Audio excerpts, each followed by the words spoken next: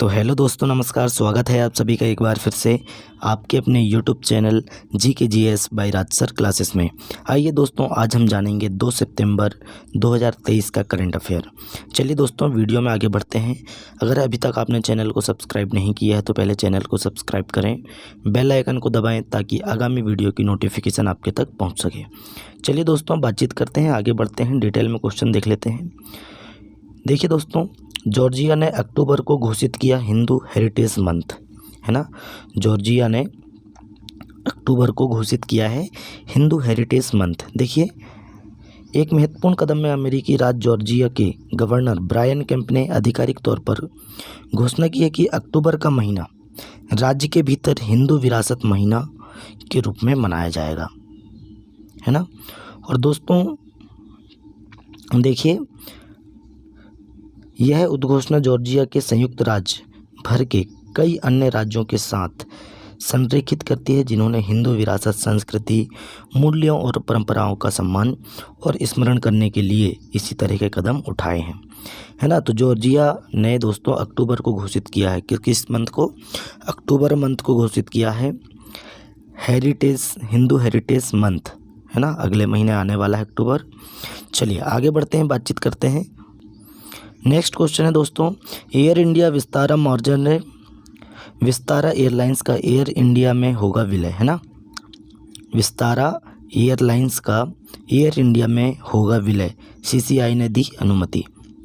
देखिए दोस्तों, क्या है, भारतीय प्रतिस्पर्धा आयोग CCI ने विस्तारा एयरलाइन के एयर इंडिया में विलय की अनुमति दे दी है।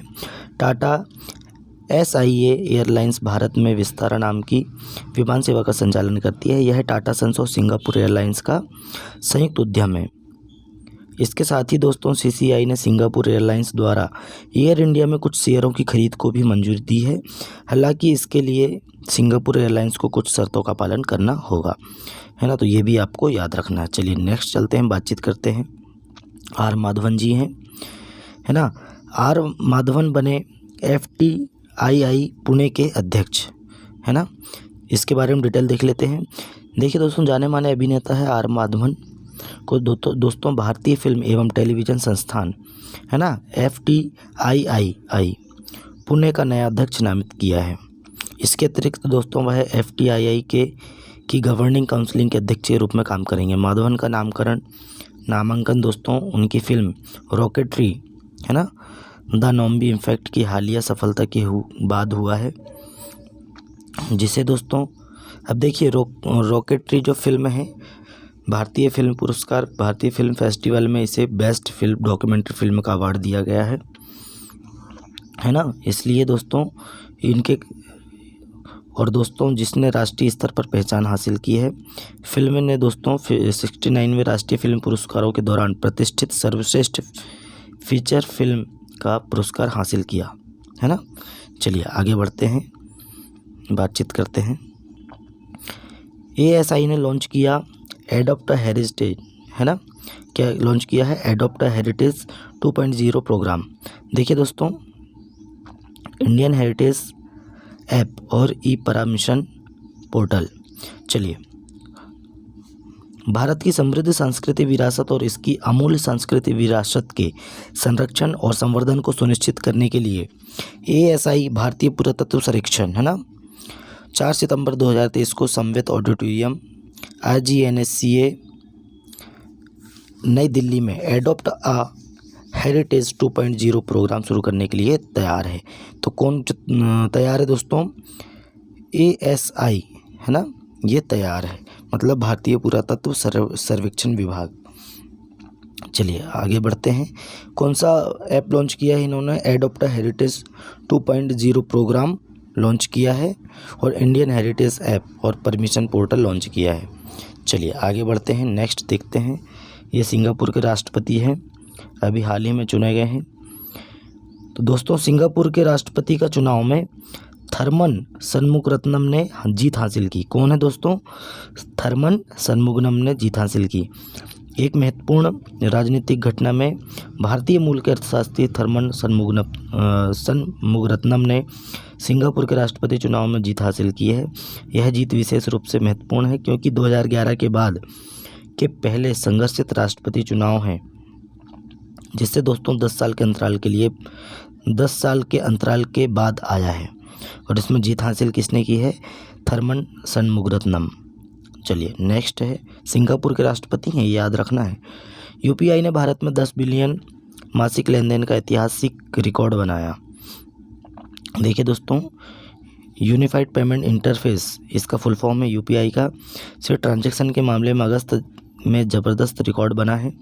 National payment corporation of India ने कहा कि यूपीआई के जरिए पहली बार अगस्त में लेन देन का आंकड़ा 10 अरब के पार पहुंचा है। ये आपको याद रखना है। चलिए चलते हैं नेक्स्ट, बातचीत करते हैं। आरसीएफ राष्ट्रीय केमिकल एंड फर्टिलाइजर्स को मिला नवरत्न स्टेट, है ना। तो देखिए दोस्तों, सार्वजनिक उद्यम विभाग डीपीई ने राष्ट्रीय केमिकल्स एंड फर्टिलाइजर्स, है ना, आरसीएफ राष्ट्रीय केमिकल्स एंड फर्टिलाइजर्स को नवरत्न स्टेट दिया गया, है ना। नवरत्न दोस्तों सार्वजनिक क्षेत्र की कंपनियों के एक समूह का गठन करते हैं, जिन्हें केंद्र सरकार से अनुमोदन की आवश्यकता के बिना 1000 करोड़ रुपए तक का निवेश करने की वित्तीय स्वतंत्रता है। इससे पहले कंपनी को सार्वजनिक उद्यम विभाग से मिनी रत्न स्टेट मिला था, है ना। नवरत्न स्टेट अभी मिला है ना, और अभी दोस्तों पहले मिल चुका है मिनी रत्न स्टेट। चलिए दोस्तों नेक्स्ट चलते हैं, बातचीत करते हैं। आरबीआई गवर्नर शक्तिकांत दास को global finance central banker report 2023 में मिला A+ रेटिंग। कौन सी रेटिंग मिली है? A+। तो भारतीय रिजर्व बैंक के गवर्नर है शक्तिकांत दास जी, इनको global finance central banker report cards 2023 में इनको A+ रेटिंग से सम्मानित किया गया है। यह प्रशंसा उन्हें दुनिया भर में केंद्रीय बैंक के गवर्नरों के शिखर पर रखती है। आरबीआई ने सोशल मीडिया प्लेटफॉर्म एक्स, जिसे पहले ट्विटर के नाम से जाना जाता था, पर अपने ऑफिशियल कम्युनिकेशन चैनल के माध्यम से इसकी घोषणा की है। चलिए नेक्स्ट चलते हैं, बातचीत करते हैं। देखिए दोस्तों, इलेक्ट्रॉनिक्स व्यापार बढ़ाने हेतु भारत अमेरिका टास्क फोर्स की शुरुआत की गई है। तो दोस्तों इलेक्ट्रॉनिक्स व्यापार बढ़ाने के लिए भारत अमेरिका टास्क फोर्स की शुरुआत की गई है। इसका लक्ष्य 1 दशक के भीतर दोनों देशों के बीच इलेक्ट्रॉनिक्स व्यापार को $100 अरब तक बढ़ाना है। India cellular and electronics association ने लॉन्च मीटिंग आयोजित की, जिसमें दूरसंचार विभाग, अमेरिकी दूतावास, प्रमुख अमेरिकी और भारतीय कंपनियों, निवेश बैंकिंग बिरादरी और वाशिंगटन डीसी स्थित सूचना प्रौद्योगिकी उद्योग परिषद के वरिष्ठ अधिकारियों ने भाग लिया है। ये भी आपको याद रखना है। चलिए दोस्तों नेक्स्ट चलते हैं, बातचीत करते हैं जीडीपी के बारे में, देख लेते हैं। मूडीज़ एक रेटिंग एजेंसी है दोस्तों, इसने भारत की वृद्धि दर का अनुमान लगाया है। अब कितना अनुमान लगाया है ये देख लेते हैं। तो दोस्तों अनुमान बढ़कर 6.7% कर दिया गया है। मूडीज़ ने अपने ग्लोबल मैक्रो आउटलुक में कहा कि मजबूत सेवाओं के विस्तार और पूंजीगत व्यय के भारत की दूसरी तिमाही में 1 साल पहले की तुलना में 7.8% की वास्तविक जीडीपी वृद्धि को प्रेरित किया है। ये आपको याद रखना है। और दोस्तों 2023 कैलेंडर वर्ष की वृद्धि का अनुमान 5.5% से बढ़ाकर 6.7% कर दिया गया है। ये भी आपको याद रखना है। चलिए नेक्स्ट देखते हैं, बातचीत करते हैं। ब्रिक्स इनोवेशन फोरम में सांता थॉटम को मिला वर्ल्ड इनोवेशन अवार्ड, है ना, सांता थॉटम को। देखिए दोस्तों तेलंगाना की मुख्य नवाचार अधिकारी हैं सांता थॉटम को 27 से 29 अगस्त तक मॉस्को में आयोजित पहले ब्रिक्स इनोवेशन फोरम में वर्ल्ड इनोवेशन अवार्ड से सम्मानित किया गया है ना। चलिए यह पुरस्कार सतत विकास और लक्ष्य 4 में उत्कृष्ट योगदान के लिए दिया जाता है, जो समावेशी और न्याय संगत गुणवत्ता शिक्षा सुनिश्चित करता है और दोस्तों सभी के लिए आजीवन अवसरों को बढ़ावा देता है। मंच पर 30 से अधिक देशों के प्रतिनिधित्व थे, है ना। तो कौन है? सांता थॉटम है, इनको दिया गया है वर्ल्ड इनोवेशन अवार्ड। चलिए नेक्स्ट चलते हैं और आज का लास्ट क्वेश्चन है हमारा। मनीष देसाई ने प्रेस इन्फॉर्मेशन ब्यूरो PIB का कार्यभार संभाला। तो देखिए दोस्तों प्रेस इन्फॉर्मेशन ब्यूरो PIB का कार्यभार किसने संभाला है? तो मनीष देसाई जी ने संभाला है।